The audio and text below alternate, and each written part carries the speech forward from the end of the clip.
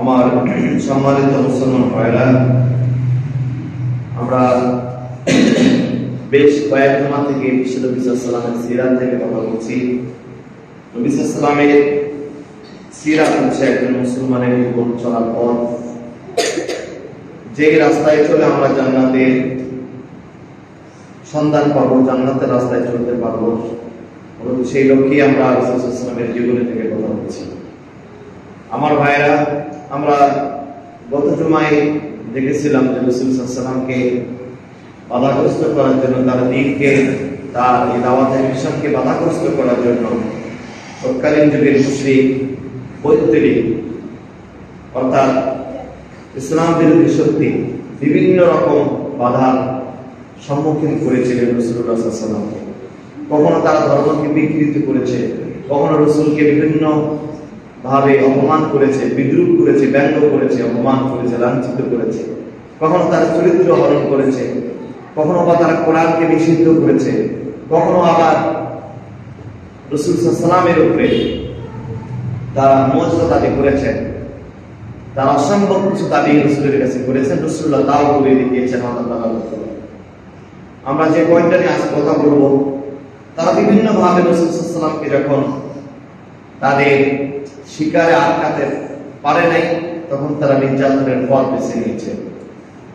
নির্যাতনের অনেক ধরন ছিল, বিভিন্ন ভাবে তারা রাসূল সাল্লাল্লাহু আলাইহি ওয়াসাল্লামকে নির্যাতন করেছে। জিল মাজাজ নামে একটা বাজার ছিল মক্কায়। শুধুমাত্র আমরা যেরকম কেনা বেচা করি, চাল ডাল সবজি গোশত মাছ ডিম বিক্রয় করি, তাদের বাজারগুলো এরকম ছিল। কিন্তু প্রত্যেকদিন বাজারে কোনো না কোনো কবিতার আবৃত্তি হতো, সাংস্কৃতিক কর্মকাণ্ড হতো, জ্ঞান গর্বের আলোচনা হতো। তো রাসূলুল্লাহ টার্গেট করতেন কোন দিন কোন বাজারে যাবেন, কোন এলাকায় তিনি দাওয়াত দিবেন। বনি আবদাইলের রাবিয়া ইবনে আব্বাস রাদিয়াল্লাহু আনহু বর্ণনা করেন যে জিল মাজাজ বাজারে রাসূল সাল্লাল্লাহু আলাইহি ওয়াসাল্লামের তিনি দাওয়াত দিতেন। রাসূলের দাওয়াত যখনই শেষ হতো, যখন রাসূল কথা বলা শেষ করতেন, সাথে সাথে লম্বা চুলওয়ালা, বাবরিওয়ালা, তাকারা চেহারা, আগুনের মতো চশমশ লাল চেহারার একজন মানুষ দাঁড়িয়ে বলতো, ইন্নাহু সাহিবুল কাযাব, যে লোকটা এতক্ষণ তোমাদেরকে ধর্মের কথা বললো, আল্লাহর কথা বললো, ইসলামের কথা বললো, একাত্মবাদের কথা বললো, এই লোকটাকে তোমরা চিনো? সে তো ইন্নাহু সাহিবুল কাযাব, সে চরম একজন জাদুকর এবং চরম একজন মিথ্যাবাদী। বলেন না আলহামদুলিল্লাহ। তখন লোকজন জিজ্ঞাসা করতো, আপনি কে? তখন সে বলতো যে আমি তার আপন চাচা আবু লাহাব, হাযা আমহু আবু লাহাব। অর্থাৎ রাসূল যেখানে দাওয়াত দিতেন, দাওয়াত দেওয়া শেষ হলেই পরক্ষণে গিয়া আবু লাহাব আবার রাসূলের বিরুদ্ধে বিরুদ্ধাচারণ করত। আমি যদি এই মসজিদে বয়ান করি, আমি চলে যাওয়ার একটু পরে যদি আরেকজন দাঁড়িয়ে বলে এ হুজুর মিথ্যাবাদী, এ হুজুর চরিত্রহীন, এ হুজুরের কথা শোনা যাবে না, এই লোকটা বাপ-দাদার ধর্ম ত্যাগ করে এসেছে, এটা সহ্য করা অনেক কষ্টকর। রাসূলুল্লাহ এগুলো সহ্য করেছে। রাসূলের যারা প্রতিবেশী ছিল, এই প্রতিবেশী অর্থাৎ রাসূলের ঘরের সাথে যাদের ঘর ছিল, তাদের মধ্যে অন্যতম আবু লাহাব, হাকাম বিন আবিল আস বিন উমাইয়া, উকবা বিন আবি মুঈত, আদি বিন হামরা সাকাফি, ইবনুল আসাদ আল-হুযাইলি। এই লোকগুলোর ঘর ছিল রাসূলের ঘরের সাথে। প্রতিবেশী বারবার নির্যাতন, প্রতিবেশী জ্বালা যন্ত্রণা সহ্য করা যে কত কঠিন, যারা এটার সম্মুখীন হয়েছে তারা বুঝবে। এজন্য রাসূল বলেছেন, খায়রুল আসহাবি ইনদাল্লাহি তাআলা খায়রুহুম লিসাহিবিহি ওয়া খায়রুল জিরানি ইনদাল্লাহি তাআলা খায়রুহুম লিজারিহি। প্রতিবেশীর কাছে যে লোকটা ভালো, আল্লাহর কাছে সে লোকটা ভালো। বলেন সুবহানাল্লাহ। তার কারণ প্রতিবেশী জানে, রাত দিন উঠা বসা তার দেখে আসলে লোকটা কেমন। এজন্য রাসূল বলছেন, খায়রুল জিরানি ইনদাল্লাহি তাআলা খায়রুহুম লিজারিহি। যে লোকটা তার পাড়া প্রতিবেশী, তার বাড়ির আশপাশের লোকজনের কাছে ভালো, ওই লোকটা আল্লাহর কাছে ভালো।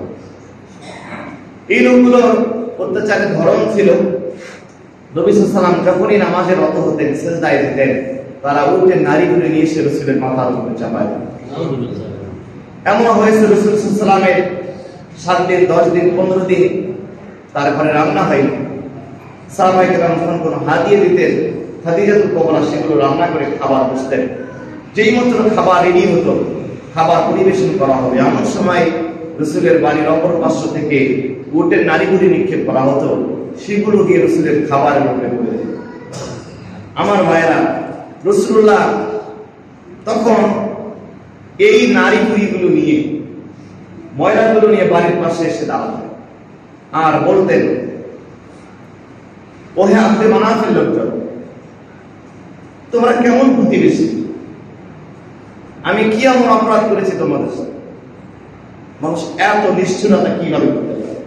তিনি এগুলো বলতেন আর নিজেই ময়লাগুলো তিনি আবার ডাস্টবিনে ফেলে আসতেন।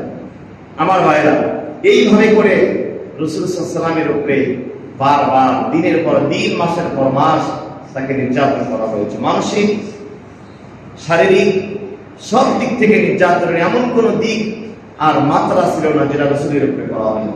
আবু বকর সিদ্দিক রাদিয়াল্লাহু তাআলা কোন একদিন বললেন যে, ইয়া রাসূলুল্লাহ সাল্লাল্লাহু আলাইহি ওয়াসাল্লাম, আমি জনসম্মুখে ইসলামের দাওয়াত নিয়ে কিছু কথা বলবো। তখন মুসলমানদের সংখ্যা মাত্র 38 জন। রাসূল বললেন, না দেখো, এই অবস্থায় জনসম্মুখে যদি তুমি দাওয়াত দাও, তোমার উপর নির্যাতন আসবে। আবু বকর বললেন, ইয়া রাসূলুল্লাহ, অনেক সহ্য করেছি, অনেক নির্যাতন সহ্য হয়েছে, আর সহ্য হয় না, আপনি আমাকে বাধা দেবেন না? আমি মানুষের সামনে অবশ্যই কালেমার দাওয়াত দেব, ইসলামের দাওয়াত আমি দিবই দিব। আবু বকর রাদিয়াল্লাহু তাআলা আনহু জনসম্মুখে গেলেন, এই জন্য তাকে বলা হয় আবু বকর ইসলামের প্রথম বক্তা, যিনি সবার আগে মানুষের সামনে ইসলামের দাওয়াত দিয়েছে। মুসলমানদের সংখ্যা মাত্র 38 জন। রাসূল পাশে বসা আছেন আর আবু বকর সিদ্দিক তিনি মানুষকে দ্বীনের দাওয়াত দিচ্ছেন, ইসলামের উপর তিনি আলোচনা রাখতেছেন, বক্তব্য দিচ্ছেন। যেই মাত্র তিনি বক্তব্য শুরু করেছেন, আলোচনা শুরু করেছেন, চতুর্দিক থেকে পাথর নিক্ষেপ করা শুরু হয়ে গেল। তাদের মধ্যে একজন কুলাঙ্গার ছিল উতবা বিন রাবিয়া। উতবা বিন রাবিয়া তার পা থেকে জুতাগুলো খুলে ফেলল, তার নিজের পায়ের জুতা হাতের মধ্যে নিয়ে আবু বকরের গাল এবং মাথার মধ্যে জুতা দিয়ে পেটন শুরু করলো। বলে নাউযুবিল্লাহ। রাসূল বলেছেন, আফদলুন নাসি বা'দাল আম্বিয়া আবু বকর, নবীদের পরে সবথেকে দামি মানুষ হচ্ছেন আবু বকর সিদ্দিক। ইসলামের আগে 20 বছরের বন্ধুত্ব, ইসলাম গ্রহণ করার আগে নবীজির সাথে তার 20 বছরের বন্ধুত্ব, ইসলাম গ্রহণ করার পরে 23 বছরের বন্ধুত্ব, সর্বমোট রাসূলের সাথে তার 43 বছরের বন্ধুত্বের সম্পর্ক। আবু বকরের গালে, মুখের মধ্যে, পিঠের মধ্যে, মাথার মধ্যে জুতা দিয়ে বেদম পিটানো হলো, শাস্তি দেওয়া হলো। অনেকে মনে করলেন আবু বকর মনে হয় আর বাঁচবেন না, তিনি সেন্সলেস হয়ে গেছেন। আবু বকরকে কয়েকজন মানুষ ধরে তার বাড়িতে নিয়ে গেলেন, তার হুঁশ ছিল না। কয়েক ঘন্টা পরে বিকালের দিকে তিনি হুঁশ ফিরে পেলেন। হুঁশ ফিরে পাওয়ার পরে তিনি প্রথম যে কথা বললেন, তোমরা আগে বলো আমার রাসূল তিনি কেমন আছে। আমার ভাইরা, আবু বকরকে জানানো হলো, আপনি টেনশন করবেন না, রাসূল সুস্থ আছেন। তাকে অনেক চেষ্টা করা হলো একটু শরবত খাওয়ানোর জন্য, খাবার খাওয়ানোর জন্য। তিনি কোনোভাবে তার মুখে খাবার দেওয়া গেল না, তিনি খাবার খেলেন না। সন্ধ্যাবেলায় তিনি তার মা উম্মুল খায়রকে বললেন, মা আপনি একটু খবর নেন ওমরের বোন উম্মে জামিলের কাছে। তার কারণ ওমরের বোনের সাথে আবু বকরের মায়ের একটা ভালো সম্পর্ক ছিল। ওমরের বোনের নাম উম্মে জামিল। উম্মে জামিলকে ডাকা হলো, দুইজন মিলে রাসূলের বাড়িতে গেলেন। রাসূল তখন তার কাছে ছিলেন, তারা খবর নিয়ে আসলেন আর বললেন, তুমি টেনশন করো না, রাসূল সুস্থ আছেন, ভালো আছেন। আবু বকর বললেন, না আমি মানতে পারি না, যতক্ষণ রাসূলকে আমি নিজ চোখে না দেখবো ততক্ষণ পর্যন্ত এক ঢোক পানি আমার ভিতরে যাওয়া সম্ভব নয়। আমার ভাইরা, আপনারা বলেন আমি আশিক রাসূল, আমরা আশিক রাসূল। আশিক রাসূল কাকে বলা হয়? বড় দাড়ি রাখলে আর বড় টুপি আর বড় জুব্বা পরলে আশিক রাসূল হওয়া যায় না। সাহাবায়ে কেরাম কেমন আশিক রাসূল ছিলেন তার প্রমাণ তারা দেখিয়েছেন। আবু বকর হাঁটতে পারেন না, অনেক কষ্ট করে দারুল আরকামে নিয়ে যাওয়া হলো। নিয়ে যাওয়ার পর রাসূলের সামনে রাখা হলো। রাসূল আবু বকরকে দেখার সাথে রাসূলের রাসূল আবু বকরের কপালের মধ্যে চুমু দিলেন। আবু বকর হাউ মাউ করে কান্না শুরু করলেন আর বললেন, ইয়া রাসূলুল্লাহ, ইয়া হাবিবাল্লাহ, এখন আপনার চেহারা মুবারক দেখেছি, আমার জন্য সব কষ্ট দূর হয়ে গেছে। আপনার কাছে একটা দোয়া চাই, ইয়া রাসূলুল্লাহ, আমার মাকে দেখতে পাচ্ছেন, আমার মায়ের নাম উম্মুল খায়ের, আমার মা এখনো ইসলাম গ্রহণ করেন, একটু আমার মায়ের জন্য দোয়া করে দেন, আমার মা যেন ইসলাম গ্রহণ করে। রাসূল দোয়া করে দিলেন। উম্মুল খায়ের বললেন, আমার বাবা আবু বকর। রাসূল দোয়া করার পরে আমার কলিজার মধ্যে কি যেন একটা হাহাকার শুরু হয়ে গেছে। আমার মনে হচ্ছে এই মুহূর্তে আমি কালেমা পড়ে ইসলাম গ্রহণ করে নেই। বলুন সুবহানাল্লাহ। তিনি ইসলাম গ্রহণ করলেন। আমার ভাইরা এইভাবে করে বিশ্বনবী জনাবে মুহাম্মদ রাসূলুল্লাহ এবং সাহাবা কেরামের উপর অকথ্য নির্যাতন শুরু হয়ে গেছে। সর্বশেষ তারা যে সিদ্ধান্ত নিল, রাসূলকে নির্যাতন করে থামানো যাচ্ছে না, সাহাবা কেরামকে থামানো যাচ্ছে না, তারা এবার সিদ্ধান্ত নিল মুসলমানদের সাথে, অর্থাৎ ৩৮ জন মুসলমান বা যেই কয়েকজন লোক ইসলাম গ্রহণ করেছে, কয়েকটা সিদ্ধান্ত তারা নিল।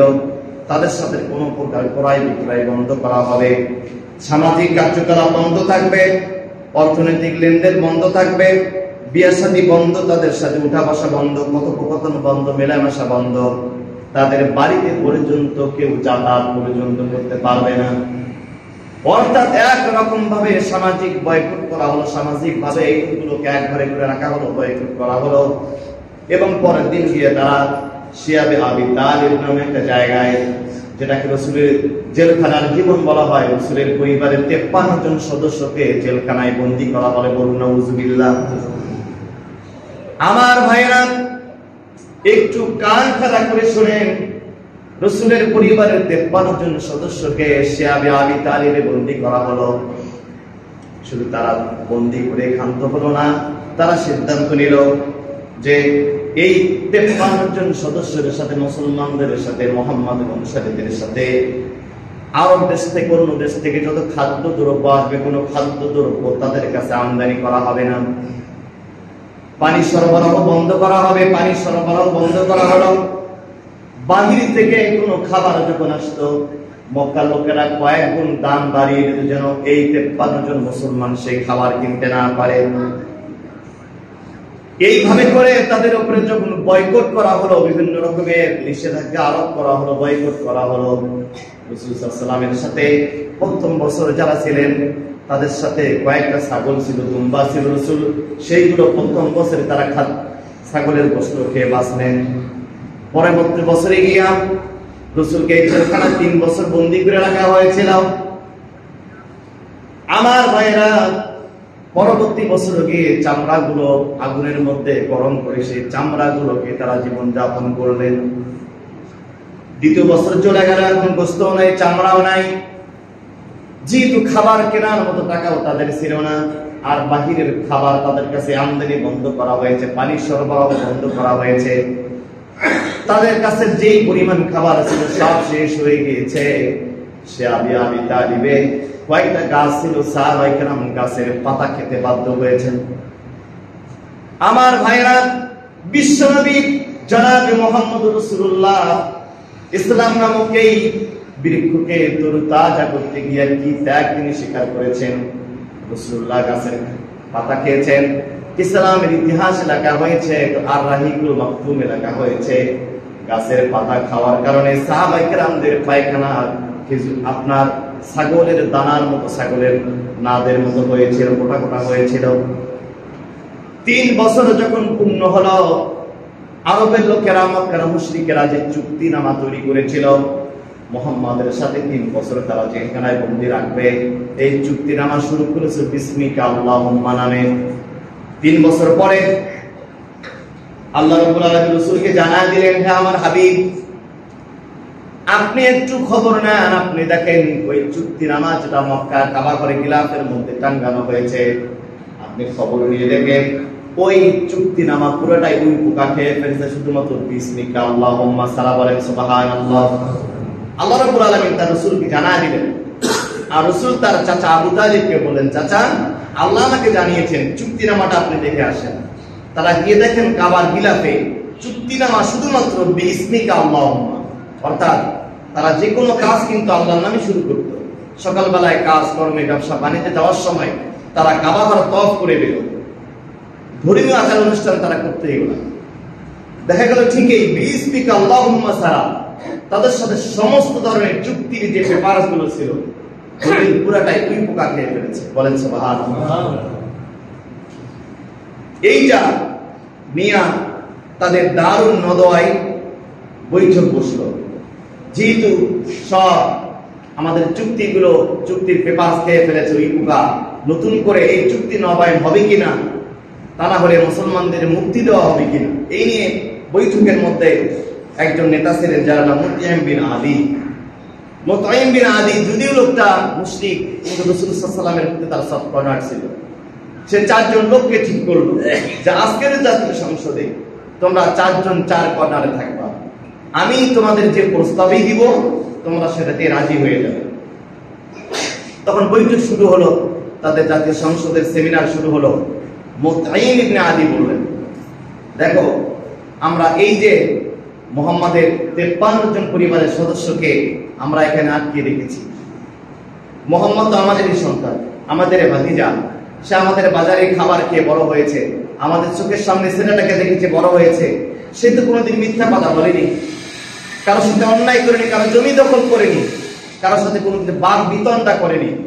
তো আমার মনে হয় আমরা চুক্তি নবায়ন না করে মুহাম্মদকে আমরা মুক্তির ব্যবস্থা করতে পারি। এই ইনি বলার সাথে সাথে আগে ঠিক করা যে 4 জন 4 কর্নারে, তারা বললো হ্যাঁ আমরা আপনার সাথে একমত। আবু জেহেল বললো আপনারা সবাই যখন এই কথা বলছেন তাহলে আমি আপনাদের সাথে একমত, এই পর্বে আমরা এই 53 জন সদস্যকে মুক্তি দিতে পারি। বলেন সুবহানাল্লাহ।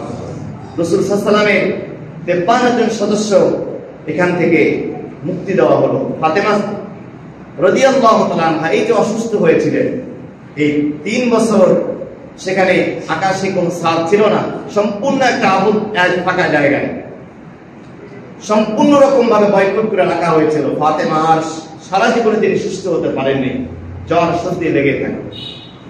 আপনাদের কাছে আমার প্রশ্ন, আচ্ছা এই 3 বছর রাসূল জেল খেটেছেন, তিনি কি কারো জমিতে আয় ধরেছিলেন? কথা বলতে হবে। কারো মেয়ে ধর্ষণ করেছে? রাসূল কি কেন জেলখানায় যাওয়া লাগলো? আমরা দেখেছি সাইদি সাহেবকে যখন আটক করা হয়েছিল, এদেশের নামদারি কিছু মৌলবী, কিছু হালুয়া কোরআন আলেম, অনেক বড় বড় পদবীধারী আলেম বলেছিল দোষ না থাকলে কি আর জেলখানায় যাওয়া লাগে। হেফাজতের অনেক নেতাই কথা বলেছিল, কওমি মাদ্রাসার অনেক আলেম বলেছিল দোষ ছাড়া এত বড় একজন আলেম জেলখানায় যাওয়া কোশ্চিনকালে হতে পারে না। কিন্তু যখন মামুনুল হককে ধরা হয়েছে তখন তারাও বুঝতে পেরেছেন যে দোষ ছাড়াও জেলখানায় যাওয়া লাগতে, কথা বলেন ঠিক কিনা? বরঞ্চ জেলখানায় যারা যায় তারাই নবীর পথে আছে, এটা শত পরিচিত কথা। আমার ভাইরা, আমাদের চোখের সামনে এত সুন্দর সত্য স্পষ্ট কথাগুলো আমরা দলীয় কথা মনে করি, রাজনৈতিক বক্তব্য দিবালোকের মধ্যে স্পষ্ট ইতিহাস। রাসূলকে মুক্তি দেওয়া হচ্ছে, কিন্তু সত্য দেওয়া হচ্ছে। 1 নাম্বার, আমাদের লাত উজ্জার বিরুদ্ধে কোনো কথা তুমি বলতে পারবে না। 2 নাম্বার, নতুন করে কাউকে মুসলমান বানাতে পারবে না। 3 নাম্বার, কোরআন যখন পড়বে ঘরের দরজা দিয়ে কোরআন পড়তে হবে। আচ্ছা বলেন, এগুলো রাসূলের পক্ষে মানা সম্ভব? তাদের সত্য এইটা যে আপনি কোরআন পড়বেন ঘরের দরজা দিয়ে, নতুন করে কাউকে মুসলমান বানাতে পারবেন না। আপনি আমাদের মুক্তির বিরুদ্ধে, দেবদেবীর বিরুদ্ধে কোনো কথা বলতে পারবেন না। আল্লাহ আয়াত নাযিল করলেন। আল্লাহ রাব্বুল আলামিন সূরা নাহলের 125 নম্বর আয়াত আল্লাহ নাযিল করলেন। আল্লাহ পাক বললেন, উদউ ইলা সাবিলি রাব্বিকা বিল হিকমাতি ওয়াল মাউইযাতিল হাসানাহ ওয়াজাদিলহুম বিল্লাতী হিয়া আহসান ইন্না রাব্বাকা হুয়া আ'লামু বিমান দাল্লা আন সাবিলি। আল্লাহ বলেন, আমার হাবিব, ওরা আপনাকে সত্য দিয়েছে, কোরআন পড়তে পারবেন না বাইরে, নতুন করে কাউকে মুসলমান বানাতে পারবেন না, ঘরের দরজা দিয়ে কোরআন পড়তে হবে। আমি আপনাকে সত্য দিচ্ছি, যদি আপনি নিজেকে নবী বলে দাবি করেন, আপনি এই মুহূর্তে বেরিয়ে যান, মানুষকে দিয়ে দাওয়াত দেন, বলেন সুবহানাল্লাহ। তারা বলছে ঘরে বন্ধ, ঘরের দরজা দিয়ে কোরআন পড়তে হবে। আল্লাহ বলতেছেন বেরিয়ে পড়েন। আপনি নবুয়তের কাজ করবেন, নবী বলে সম্মান পাবেন, কিন্তু আপনি হকের কথা বলবেন না, এটা নবুয়তের সাথে মানায় না। আল্লাহ রাব্বুল আলামিনের কথার প্রতি তিনি খেয়াল রেখে বেরিয়ে পড়লেন তিনি দ্বীনের দাওয়াত নিয়ে। এবার আবু তালিবের কাছে আবার কুরাইশদের বিরুদ্ধে দল আসলো, 25 জনের সদস্য আসলো, এসে বলে আবু তালিব, আমরা তোমার ভাতি থেকে সত্য দিয়েছিলাম, লাত উজ্জার বিরুদ্ধে কোনো কথা বলবে না, নতুন করে মুসলমান বানাবে না। আমাদের সত্যের সাথে সে লঙ্ঘন করেছে। আবু তালিব ওই সময় বৃদ্ধ হয়ে গেছেন, তার কোমর বাঁকা হয়ে গেছে, মুমূর্ষ অবস্থা। আবু তালিবকে আবু জেহেল ইবনে উমাইয়া তারা বলল, নেতা আপনার মৃত্যুর সময় আপনি একটু পরে হয়তো বা মারা যাবেন, আপনার মুমূর্ষ অবস্থা চলতেছে। এমন তো অবস্থায় রাসূল আসলেন, এসে বলেন, আমার চাচা সারা জীবন আপনি কষ্ট করলেন, 42 বছর ধরে আমার খেদমত করেছেন, এখন আপনি কালিমাটা পড়েন, একটা বারের জন্য আপনি কালিমা পড়েন, মুহাম্মদুর রাসূলুল্লাহ পড়া লাগবে না, শুধু পড়েন লা ইলাহা ইল্লাল্লাহ। এতটুকু যদি আপনি পড়েন, আনা হুজ্জাতুল্লাকা ইনদাল্লাহি ইয়াউমাল কিয়ামা, কিয়ামতের দিন আল্লাহর সাথে ঝগড়া করে আপনাকে আমি জান্নাতে নিয়ে যাব, বলেন সুবহানাল্লাহ। রাসূল এই কথা বললেন, পাশে আবু জেহেল বসা ছিল, বলতেন, ভাইজান সারা জীবন আপনি লাত উজ্জার পূজা করেছেন, লাত উজ্জার ধর্ম মেনেছেন, মৃত্যুর সময় আপনি যদি মুহাম্মাদের কালেমা পড়ে মারা যান, তামাম দুনিয়ার সমস্ত কাফেররা আপনাকে কাফির বলে গালি দিবে। আবু তালিব একটু হলেও যখন রাসূলের কথায় সায় দেওয়ার মনস্থির করেছিলেন, পরক্ষণে আবু জেহেল এই কথা বলার পরে তিনি বললেন, আমার সর্বশেষ কথা হচ্ছে, আমি আব্দুল মুত্তালিবের ধর্মের উপরেই আমার সর্বশেষ নিঃশ্বাস আমি ত্যাগ করবো, বলেন নাউযুবিল্লাহ। রাসূলুল্লাহ কান্নায় ভেঙে পড়লেন। তার কারণ এই লোকটা 42 বছর ধরে রাসূলের পাশে থেকেছেন, রাসূলের রাজনৈতিক প্রোটেক্টর তিনি ছিলেন। আমার ভাইরা, আল্লাহ রাব্বুল আলামিনের কাছে তিনি দোয়া করলেন। সূরা তাওবার 113 নম্বর আয়াতে আল্লাহ পাক জানান, মা কানা লিন-নাবিয়্যি ওয়াল-লাযীনা আমানু আইয়াস্তাগফিরু লিল-মুশরিকিন ওয়ালাউ কানু উলি কুরবা মিন বা'দি মা তাবায়্যানা লাহুম আন্নাহুম আসহাবুল জাহিম। আল্লাহ বলেন, আমার হাবিব কোন মুশরিকের জন্য, কোন বেঈমানের জন্য কোন নবী এবং কোন মুমিন কোনদিন দোয়া করতে পারবে না। আপনার চাচা মুশরিক আর আপনি নবী, আপনার জন্য এই মুশরিকের জন্য দোয়া করা মানায় না। এই জন্য কোন মুশরিকের জন্য, কোন অন্য ধর্মের কোন মানুষের জন্য কোন মুসলমান দোয়া করতে পারে না। একটাই দোয়া আপনি করতে পারবেন, হে আল্লাহ আমার হিন্দু বন্ধুটাকে তুমি ইসলাম গ্রহণ করার তৌফিক দাও। এটা আমার দোয়াটা থাকবে মৃত্যুর আগ পর্যন্ত। যখন সে মারা যাবে তখন তো আর ইসলাম গ্রহণ করার সম্ভাবনা নাই, আর হিন্দু খ্রিস্টান বৌদ্ধের জন্য কোনো দোয়া মুসলমানের করা জায়েজ নাই। আল্লাহ রাসূল সান্ত্বনা পাচ্ছেন না, তিনি বারবার কান্নায় ভেঙে পড়ছেন। আল্লাহ আবার জিবরাইলকে পাঠিয়ে দিলেন। জিবরাইল এসে বলছেন, ইন্নাকা লা তাহদি মান আহবাবতা ওয়ালাকিন্নাল্লাহা ইয়াহদি মান ইয়াশা ওয়া হুয়া আ'লামু বিল মুহতাদিন। হে হাবিব, ইন্নাকা লা তাহদি মান আহবাবতা, আপনি চাইলে কাউকে হেদায়েত দিতে পারবেন। হেদায়েতের একমাত্র চাবিকাঠি কার হাতে? জোরে বলেন, হেদায়েত দেওয়ার একমাত্র মালিক কে? আল্লাহ। নবী তার চাচাকে হেদায়েত করতে পারছেন না, আর অনেক মূর্খ মুসলমান হেদায়েত পাওয়ার জন্য মনে করে আমার পীর সাহেব আমাকে হেদায়েত দেবে। ওই পীর সাহেব মুশরিক আর ওই মুরিদ মুশরিক। যদি এই নিয়াত নিয়া মুরিদ পীরের দরবারে যায়, আমার পীর সাহেব আমাকে হেদায়েত দেবে। ভালো করে বুঝেন, সূরা কসস 56 নম্বর আয়াত আল্লাহ বলছেন, ইন্নাকা লা তাহদি মান আহবাবতা, আপনি চাইলেও কাকে হেদায়েত দিতে পারেন না। হেদায়েতের একমাত্র মালিক হচ্ছে আমি আল্লাহ তাআলা। সুতরাং হেদায়েত চাইতে হবে কার কাছে? পীরের কাছে হেদায়েত চাওয়া যাবে না, কিচ্ছু চাওয়ার সুযোগ দেয়। আবু তালিব ইন্তেকাল করলেন। আবু তালিব ইন্তেকাল করার পরে রাসূল সাল্লাল্লাহু আলাইহি ওয়াসাল্লামের জন্য মক্কা থেকে তার ভিসা বাজেয়াপ্ত হয়ে গেছে। এতদিন যে লোকগুলো রাসূলের দিকে তাকানোর সাহস করত না, আবু তালিব ইন্তেকাল করার পর রাসূল সাল্লাল্লাহু আলাইহি ওয়াসাল্লামের চতুর্দিক থেকে তার যে বাধার প্রাচীর ছিল আরো হাজার গুণে বেড়ে গেল। আমার ভাইরা, রাসূল সাল্লাল্লাহু আলাইহি ওয়াসাল্লাম এই আবু তালিব ইন্তেকাল করার পর তার পাশে এসে দাঁড়ালেন খাদিজাতুল কুবরা রাদিয়াল্লাহু তাআলা আনহা। খাদিজাতুল কুবরা সম্ভ্রান্ত শিল্পপতি মহিলা হওয়ার কারণে তখন পর্দার আয়াত তখনও নাযিল হয়নি। রাসূল যেই বাজারে যেই মজলিসে দাওয়াত দিতেন পাশে দাঁড়িয়ে থাকতেন খাদিজাতুল কুবরা রাদিয়াল্লাহু তাআলা। লোকজন ইচ্ছা থাকলেও রাসূলের দিকে আঘাত করার কোনো সাহস করত না, তার কারণ তার স্ত্রী খাদিজাতুল কুবরা পাশে দাঁড়িয়ে আছে। আবু তালিব ইন্তেকাল করার কেউ বলছেন 3 দিন অথবা 2 মাস পরে খাদিজাতুল কুবরা দুনিয়া থেকে বিদায় হয়ে যায়। এটাকে বলা হয় আমুল হুজুন, রাসূলের সবথেকে কষ্টের বছর। রাসূল সাল্লাল্লাহু আলাইহি ওয়াসাল্লাম তিনি দিশেহারা হয়ে পড়লেন। আবু তালিব ইন্তেকাল করার পরে তার যারা ভিসা বাজেয়াপ্ত হয়েছে, আর খাদিজা ইন্তেকাল করার পর একটা পাখির 2টা ডানা ভেঙে গেলেন, পাখিটার যেন কিচ্ছু থাকে না। রাসূল এরকম দিশেহারা একদম হতবিভম্ব হয়ে গেলেন। তিনি কি করবেন, কোথায় যাবেন, কুল কিনারা খুঁজে পাচ্ছিলেন। আমার ভাইরা, এই সুযোগে মক্কার লোকেরা বিভিন্ন ভাবে তার নির্যাতনের শিকার হতে লাগলো। রাসূল সাল্লাল্লাহু আলাইহি ওয়াসাল্লাম কোন একজন মুশরিক এসে রাসূলের মুখের মধ্যে ধুলা নিক্ষেপ করলো। রাসূলুল্লাহ পুরা মুখ মোবারক ধুলায় মলিন হয়ে গেছে। বাড়িতে এসেছেন, ফাতিমা দেখে কান্নায় ভেঙে পড়েছেন। বলছেন, আব্বাজান এই অবস্থা আপনার কে করলো? রাসূল বলছেন, মা কেঁদো না, আজকে তোমার মা বেঁচে থাকলে মক্কার লোকেরা এই অবস্থা করার সাহস করত না। এরপরে মক্কার আরেকজন বেঈমান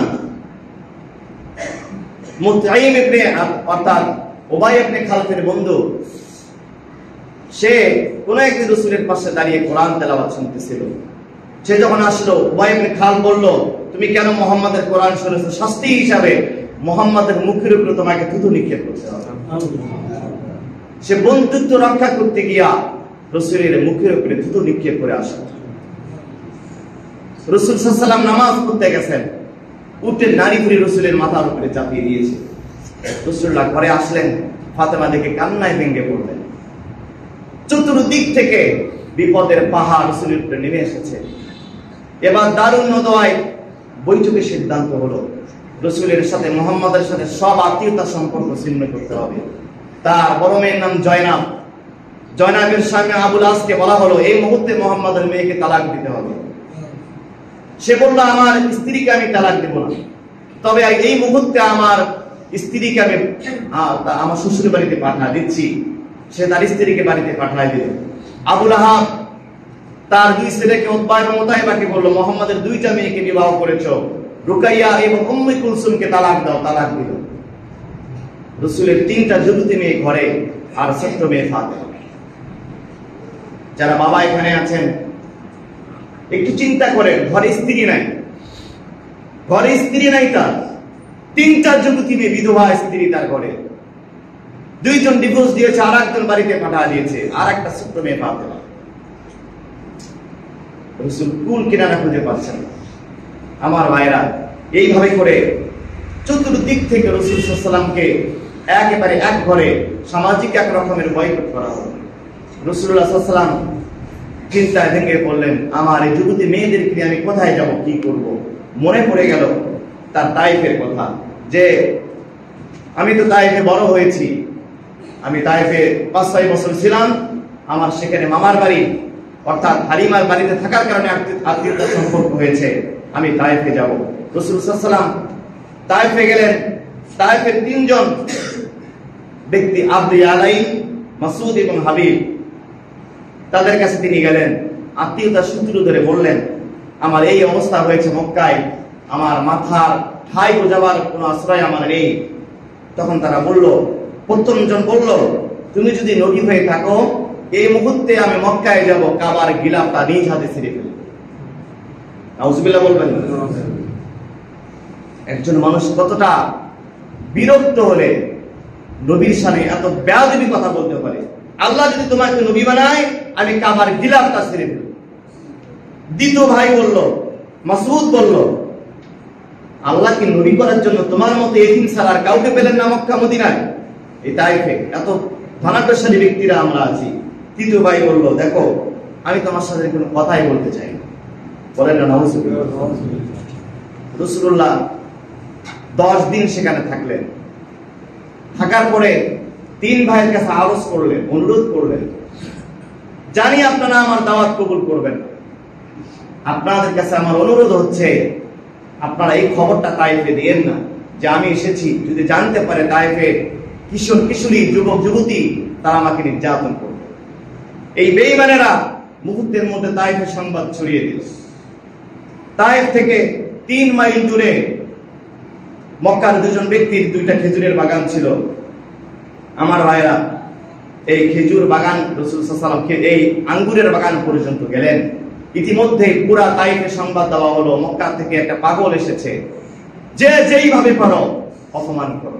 5 মাইল রাস্তায় কিশোর কিশোরী যুবক যুবতী দাঁড়ায় নুরি পাথর নিয়া চতুর্দিক থেকে রাসূলের উপর বৃষ্টির মতো করে পাথর নিক্ষেপ করা। আমার ভাইরা, বিশ্বনবী জনাবে মুহাম্মদ রাসূলুল্লাহ বারবার অনুরোধ করেছিলেন যে এই সংবাদটা তাইফে দিও না। রাসূলের সাথে যায়েদ বিন হারিসা, রাসূল সাল্লাল্লাহু আলাইহি ওয়াসাল্লাম এত রক্তাক্ত হয়েছেন তার পায়ের সাথে জুতা লেপ্টে গেছে। রক্ত দিয়ে তার জুতা আর তার পা থেকে জুতা আলাদা করা যাচ্ছে না।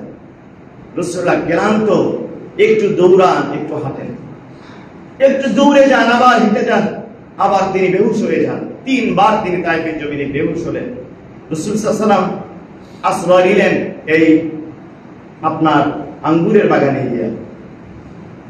বাগানের মালিক 2জন বলল আব্বাসকে, আব্বাস শুনতে পেয়েছি এই বাগানে একজন মুসাফির মক্কার মোহাম্মদ আশ্রয় নিয়েছে, 1 গ্লাস আঙ্গুর নিয়ে যাও, আঙ্গুর নিয়ে গিয়ে মোহাম্মদকে খাওয়ানোর ব্যবস্থা করো। আব্বাস 1 গ্লাস আঙ্গুরের শরবত নিয়ে আসলেন। রাসূলুল্লাহ সাল্লাল্লাহু আলাইহি ওয়াসাল্লাম বিসমিল্লাহ বলে খাওয়া শুরু করলেন। আমার ভাইরা, আব্বাস বলল, আপনি বিসমিল্লাহ বললেন, আমি তো এটা কখনো শুনি নাই, নতুন শব্দ, তো আপনার বাড়ি কোথায়? তখন রাসূল বললেন, তোমার বাড়ি না ইউনূস আলাইহিস সালামের গ্রামে, তোমার নাম আব্বাস। আব্বাস বললেন, আপনি কেমনে জানতে পারলেন যে আমার বাড়ি নিনুয়া গ্রামে, ইউনূস আলাইহিস সালামের বাড়ির কাছে? নবী বললেন, আমি একজন নবী আর ইউনূস নবী, একজন নবীর খবর আর একজন নবীর কাছে থাকে। সুবহানাল্লাহ বলবেন না? আব্বাস আর দেরি করলেন না, তিনি সাথে সাথে কালেমা পড়ে মুসলমান হয়ে গেলেন। আমার ভাইরা, রাসূল সাল্লাল্লাহু আলাইহি ওয়াসাল্লাম এই তাইফের জমিন থেকে তিনি ধীরে ধীরে এখান থেকে রওনা করলেন, আসলেন। আপনাদের কাছে আমার প্রশ্ন হচ্ছে, দেখেন রাসূল সাল্লাল্লাহু আলাইহি ওয়াসাল্লাম দাওয়াতের কৌশল দেখেন। আল্লাহর উপর ঈমান আনা না আনার বিষয় এটা একমাত্র কে দেখবে? আল্লাহ তাআলা। কিন্তু দাওয়াত পৌঁছে দেওয়া আমাদের তাইফের একটা শিক্ষা। রাসূল 10 দিন থেকেছেন, দাওয়াত দিয়েছেন, দাওয়াত গ্রহণ করবে কি করবে না এটা দেখবেন আল্লাহ তাআলা। কিন্তু আল্লাহ যেন আমাকে দায়ী না করেন যে তুমি কেন দাওয়াত দাও নাই। আমার ভাইরা, রাসূল সাল্লাল্লাহু আলাইহি ওয়াসাল্লাম 10 দিন থাকলেন, তাইফের হাজার হাজার মানুষ ইসলাম গ্রহণ করলো না, অথচ ছোট্ট একটা আমল করার কারণে আব্বাস সে ইসলাম কবুল করলো। বলেন না সুবহানাল্লাহ। খাওয়া শুরুতে রাসূলুল্লাহ বিসমিল্লাহ বলেছে, অথচ এই 10 দিনের লোকগুলোকে বুঝালেন তারা অন্ধ, তারা দ্বীনের দাওয়াত নিল না। আর আব্বাস একটা আমলের কারণে, রাসূলের বিসমিল্লাহ বলার কারণে আব্বাসের হৃদয় খুলে গেল, আব্বাস ইসলাম গ্রহণ করল। এজন্য অনেক আমল আছে, মনে রাখবেন। বাম পা দিয়ে পায়খানায় যাওয়া আর মাদ্রাসায় 10 তলা বিল্ডিং করে দেওয়া, 10 তলা বিল্ডিং করার থেকে বাম পা দিয়ে পায়খানায় যাওয়া আল্লাহর কাছে অনেক বেশি দামি। বলতে পারেন হুজুর মাসলাটা বুঝলাম না। বাম পা দিয়ে পায়খানায় যাওয়া এটা রাসূলের একেবারে সুন্নাহ। হাদিস দ্বারা প্রমাণিত সুন্নাহ, কিন্তু মাদ্রাসায় বিল্ডিং করা বেদাতে হাসানা। এটা রাসূলের যুগে ছিল না, এটা জায়েজ, কিন্তু বেদাতে হাসানা। বেদাতে হাসানাত থেকে 20 তলা বিল্ডিং করার থেকে রাসূলের ন্যূনতম একটা সুন্নাত পালন করা 1000 গুণে বেশি দাম। আমার ভাইরা, ইংল্যান্ডের কোন একজন ব্যক্তি, তার বাবা মারা গেছে, মাল্টিন্যাশনাল কোম্পানির মালিক তিনি। বাবা মারা গেছেন, 10 তলায় তিনি ছিলেন, নামতেছেন সব দারোয়ান, পিয়ন, তারা কেয়ারটেকার, সবাই বলছে sir good morning, good morning, good morning. আচ্ছা, বাবা মারা গেছে, এই সময় কি গুড মর্নিং মানায়? কথা বলেন না কেন? Good morning, good evening, good night, এগুলো মানুষের একটা সাময়িক বিনোদনের একটা জন্য আমরা বলে থাকি। কিন্তু তত বাবা মা, তার মনটা ভগ্ন, তার হৃদয় কান্না, এই সময় গুড মর্নিং মানায় না। তার গাড়ির ড্রাইভার গুড মর্নিং বলে গাড়ির দরজা খুলে দিল, তিনি বলেন না আজকে আমি গাড়িতেও যাবো না। রাস্তায় দাঁড়িয়ে আছেন, একজন সিএনজি চালক আসলো, মুখে দাঁড়িয়ে, স্যারকে দেখে বলেন আসসালামু আলাইকুম ওয়া রাহমাতুল্লাহ। তিনি বলেন আজকে আমি তোমার সিএনজিতে যাব, আমার এত স্টাফ, আমার এত কর্মচারী, কেউ আমাকে এত সুন্দর শব্দ বলতে পারলো না। সবাই গুড মর্নিং বলে চেঁচাচ্ছে, চিল্লাচ্ছে, তুমি কোন ধর্মের অনুসারী, আর এই শব্দটার অর্থ কি? তিনি বললেন আমি বলেছি যে আপনার উপরে আল্লাহ তাআলার পক্ষ থেকে রহমত, শান্তি, বরকত নাযিল হোক। সুবহানাল্লাহ বললেন না? তিনি বললেন আমি তো আসল ধর্মের ঠিকানা খুঁজে পেয়েছি, আমাকে আর দেরি করো না, আমাকে কালেমা পড়ে মুসলমান বানায় দাও। আপনার কাছে একটা নেগলেক্টেবল সুন্নাহ, আপনার কাছে যারা পরিমাণ একটা সুন্নাহ হতে পারে আর একজন অমুসলিমের কাছে ইসলাম গ্রহণ করার অন্যতম কারণ। আমরা যেগুলো অবহেলা করে এগুলো করি না, এগুলো রাসূলের অনেক বড় সুন্নাত। আমার যুবক ভাইরা, বিশেষ করে ইয়াং জেনারেশন, আপনাদের কাছে একটা করজোড়ে অনুরোধ করব, যারা টাকনুর নিচে লুঙ্গি প্যান্ট পাজামা পরে, আমি এর আগে বলছি, আবারও বলছি, এটা আপনার রাসূলের সুন্নাহ বিরোধী। রাসূল বলছেন 3 ব্যক্তির দিকে আল্লাহ তাকাবেন না কিয়ামতের দিন। যদি আল্লাহ নাই তাকান, আল্লাহ তাকাবেন না, কথা বলবেন না, তাদেরকে পবিত্র করবেন না। 3টা কথা, আল্লাহ ওদের দিকে তাকাবেন না, ওদের সাথে কথাও বলবেন না, ওদেরকে পবিত্র করবেন না। আপনি জান্নাতে যাওয়ার কোনো সম্ভাবনা আছে? এই 3 ব্যক্তির মধ্যে এক ব্যক্তি হচ্ছে যে সমস্ত পুরুষ মানুষেরা লুঙ্গি প্যান্ট পাজামা টাকনুর নিচে পড়ে। আমার বিশ্বাস এখানে অনেক মানুষ দাঁড়ালে শতকরা 80 জনের লুঙ্গি প্যান্ট পাজামা টাকনুর নিচে থেকে যাবে। এই জন্য জুমার নামাজ কি হবে? আমার কথা ভাই আপনার কাছে, একটা সুন্নত নিয়ে যান না, মৃত্যু পর্যন্ত একটা সুন্নত আমল করেন। আল্লাহকে বলতে পারবেন আল্লাহ আমি ফরজগুলো আদায় করতে পারি, নামাজ কাজা করেছি, জেনা করেছি, ব্যভিচার করেছি, মদ খেয়েছি, সুদ খেয়েছি, হাজারো পাপের মধ্যে ডুবেছিলাম, কিন্তু একটা সুন্নত, আমার জীবনের অনেক বিপদ গেছে, একটা সুন্নত আমি আঁকড়ে ধরেছিলাম। জীবনের একটা সুন্নত নিয়ে যান। হতে পারে খাওয়ার সময় বিসমিল্লাহ বলা, হতে পারে সেটা পায়খানা যাওয়ার সময় বাম্পা দিয়ে যাওয়া, হতে পারে ঘুমানোর সময় দোয়া পড়ে ঘুমানো, হতে পারে মসজিদে ঢোকার সময় ডান পা দিয়ে ঢোকা, হতে পারে বিবিকে ঘরে গিয়ে সালাম দেওয়া। কিন্তু নিয়ে যান, কন্টিনিউ করেন, রাতে দিনে শীতে গ্রীষ্মে যে অবস্থায় থাকেন একটা সুন্নত নিয়ে যান। রাসূল বলছেন মান আহাব্বা সুন্নতি ফাকাদ আহাব্বানি ওয়া মান আহাব্বানি কানা মাই ফিল জান্নাহ। কোন ব্যক্তি আমার সুন্নতকে ভালোবাসার মতো যদি ভালোবাসে, জীবনের সঙ্গী বানায় নেয়, জীবনের ঘনিষ্ঠ সহচর বানায় নেয়, সেজন্য আমাকে মহব্বত করে, আর আমাকে মহব্বত করে ওই লোক আর আমি নবী একই জান্নাতে থাকবো। দেখেন আমি যে কথা থেকে নিয়ে আসলাম, আদাস রাসূলের একটা সুন্নাহ দেখে তিনি কি হয়েছেন, ইসলাম গ্রহণ করেছেন। এরপরে দেখেন যে রাসূল সাল্লাল্লাহু আলাইহি ওয়াসাল্লামের ক্ষমার উজ্জ্বল দৃষ্টান্ত তিনি স্থাপন করেছেন। যেই লোকগুলো তার উপর পাথর নিক্ষেপ করলো, তিনি 3 বার বেহুশ হয়ে গেলেন, তিনি এবার ওই বাগানে এসে তিনি এবার দোয়া করতেছেন চরম হতাশার মধ্য থেকেও। আচ্ছা, এই পর্যায়ে একজন মানুষের মানসিক অবস্থা কি থাকতে পারে বন্ধু ভাইরা? শরীর দিয়ে রক্ত পড়তেছে, এই হুশ আছে, এই হুশ নাই, চরম হতাশার গাঢ় একবারে কালো অন্ধকারে তিনি ডুবে আছেন। তিনি দোয়া করতেছেন, আমার অভাব দুর্বলতার কথা একমাত্র আপনার কাছে বলছি, ইয়া আরহামার রাহিমিন, কি তার শব্দ চান? বলছেন আমার অভাব দুর্বলতার কথা একমাত্র আপনার কাছে বলছি, ইয়া আরহামার রাহিমিন। তিনি বলছেন আপনি কার কাছে আমাকে পাঠিয়েছেন হে আমার মালিক? আপনি আমাকে কার কাছে পাঠাইলেন? যারা আমার ক্ষতি করতে চায়। যদি আপনি রাগ না করে থাকেন তাহলে এসব আমার কিছু আসে যায় না। বলেন না সুবহানাল্লাহ। কি মায়ার নবী ছিলেন তিনি। তার দোয়ার শব্দ চয়ন দেখেন, তিনি বলছেন আপনি আমাকে কার কাছে পাঠিয়েছেন? যারা আমার ক্ষতি করতে চায়, আমার জীবন বিনাশ করতে চায়।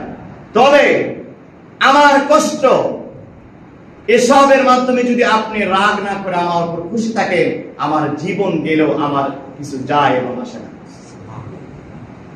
সর্বশেষ তিনি বললেন ইয়া আরহামার রাহিমিন, আপনার নূরের কাছে আমি আশ্রয় চাই। আমার ভাইরা, দোয়ার পরে পরে এই দোয়া যখন তিনি করেছেন, জিবরাইল এসেছেন। জিবরাইল এসে বলছেন ইয়া রাসূলুল্লাহ, দেখেন আমার পাশে পাহাড় পরিচালনাকারী ফেরেশতা দাঁড়িয়ে আছে। এই ফেরেশতা পাহাড় পরিচালনা করে, আর মক্কা তায়েফে 6500 পাহাড় আছে। একবার শুধু আপনি বলেন দুইটা পাহাড় হাতের মুঠোর মধ্যে নিব আর একবার এমনি চাপা দিব, এই তায়েফের জমিনে কিয়ামত পর্যন্ত একটা আন্ডা বাচ্চাও বসতে পারবে না। রাসূল বললেন দেখো আমার ইচ্ছা একটাই, এই লোকগুলো যদি মারা যায় কিয়ামত পর্যন্ত এখানে কোনো জেনারেশন আসবে না। আর এই লোকগুলো যদি বেঁচে থাকে আমি থাকবো না, একসময় এদের জেনারেশন থেকে এমন লোক তৈরি হবে কিয়ামত পর্যন্ত যাদের হাতে হাজার হাজার ইয়াং জেনারেশনের যুবক যুবতী ইসলাম গ্রহণ করবে। আমার ভাইরা, সেই নবী সাল্লাল্লাহু আলাইহি ওয়াসাল্লাম তায়েফবাসীকে ক্ষমা করার কারণে আজকে প্রায় 1500 বছর ধরে তায়েফে লক্ষ লক্ষ সন্তান জন্মগ্রহণ করছে কালেমা নিয়ে। লক্ষ লক্ষ মুসলমান জন্ম হচ্ছে, আর তায়েফে লক্ষ লক্ষ মুসলমানেরা কালেমার পতাকা উড্ডীন করছে। লক্ষ লক্ষ যুবক তারা জান্নাতে যাওয়ার জন্য ব্যাকুল হয়ে তারা আল্লাহর ইবাদত বندگی করছে।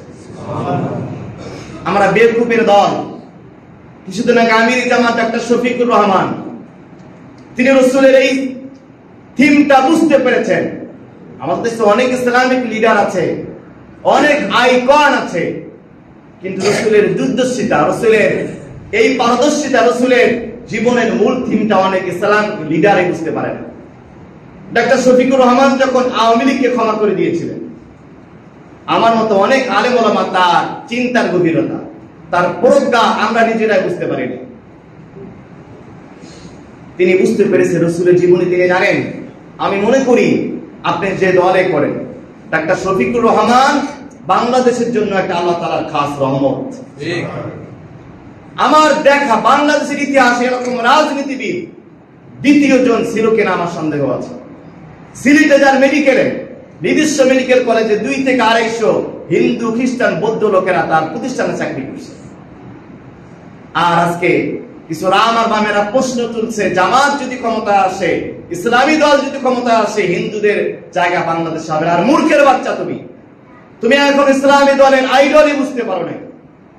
যদি এই দেশে ইসলামিক দল ক্ষমতায় আসে, হিন্দু আর বৌদ্ধ খ্রিস্টানেরা তারা মায়ের কোলের মতো নিরাপদ থাকবে। ডাক্তার শফিকুর রহমান তিনি বিরোধী দলকে আওয়ামী লীগকে ক্ষমা করার মাধ্যমে তিনি বাংলাদেশের ধনী ধরা রাজনীতি তিনি কুটারাঘাত করেছেন। কথা বলেন ঠিক কিনা? এগুলো বুঝেন, এমনিতে হই হুল্লোড় করিয়েন না। আপনি যে দলে করেন সত্যটাকে সত্য বলেন, সাদাকে সাদা বলেন, কালোকে কালো বলেন। আমার ভাইরা, আমি এই জন্য বলতে চাই, আসুন না রাসূলের মেথোডোলজি, রাসূলের প্যাডালজি, তিনি কেমন দিন প্রচার করেছেন এগুলো আমরা বুঝি। আচ্ছা ভাই, এই যে আজকে 10 জুমা হয়ে গেল, আমি যেগুলো আলোচনা করতেছি আপনারা শুনবেন আর আমার জন্য প্রশংসা করবেন, এই জন্য কি এগুলো বলছি না, একটু মিলাবার জন্য মিলান। আমার আজকের জুমার মূল এই 10 জুমার একটা রিকোয়েস্ট আপনাদের কাছে, একটা রিকোয়েস্ট সমস্ত মুসলমান ভাই বোনদের কাছে। আজকের জুমার প্রতিপাদ্য একটা সুন্নতুল রাসূলের আঁকড়ে ধরা যাবে ইনশাআল্লাহ। সবাই বলেন তো যাবে ইনশাআল্লাহ। যে কোন সুন্নত নিয়ত করেন হুজুর আজকে আদাস যেরকম একটা সুন্নতের কারণে ইসলাম গ্রহণ করেছে। আপনি যদি হতে পারে খাওয়ার সময় বিসমিল্লাহ বলা, হোটেলে খান, রেস্তোরাঁয় খান, যেই জায়গায় খান, অথবা ঘুমানোর সময় দোয়া পড়া, বাড়িতে গেলে সালাম দেওয়া, যেই সুন্নত আদায় করতে টাকা লাগে না, সময় লাগে না, একটা সুন্নত কবরে নিয়ে যান, আল্লাহকে অন্তত বলতে পারবেন আল্লাহ কিচ্ছু আনতে পারি নাই, কিন্তু নবীজির একটা সুন্নত 45 বছর আমল করেছি, 20 বছর আমল করেছি, ওই সিলাই মাফ করে দাও। আমল করা যাবে ইনশাআল্লাহ, নিয়ত করা যাবে ইনশাআল্লাহ। আল্লাহ আমাদের সবাইকে জীবনে অন্তত একটা সুন্নাহ নিয়ে যেন কবরে যেতে পারি, আল্লাহ আমাদের তৌফিক দান করুন। আমরা কি এই সিরিজটা শেষ করব নাকি আরো কিছু কথা বলবো? না না, মানে রাসূলের জীবনীটা এখানে শেষ করব নাকি আরো দুই এক জুমা বলবো? আমার একটা টার্গেট আছে, মূলত একটা জায়গায় নিয়ে যাওয়ার জন্য কথাগুলো বলছি। ওই জায়গাটা যদি আর একটু সময় লাগবে, আমরা